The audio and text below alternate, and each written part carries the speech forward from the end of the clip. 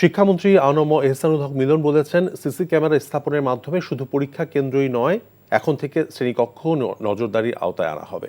দুপুরে আসন্ন এসএসসি এবং সমমানের পরীক্ষা উপলক্ষে রাজশাহী শিক্ষা বোর্ড এবং মাদ্রাসা ও কারিগরি শিক্ষা বোর্ডের কেন্দ্রীয় সচিবদের সঙ্গে এক মত বিনিময় সভায় তিনি কথা বলেন।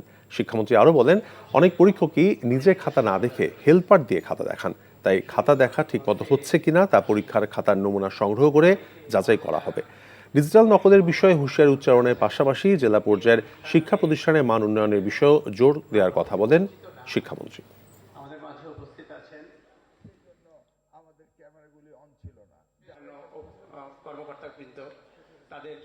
ক্লাসরুম কন্ডাক্ট রেসিপ্রোকাল কিনা, শিক্ষকরা ঠিক মতো ক্লাস করে কিনা, ছাত্ররা ঠিক মতো মনোযোগ দেয় কিনা, এগুলিকে আমরা বিবেচনা আনবো।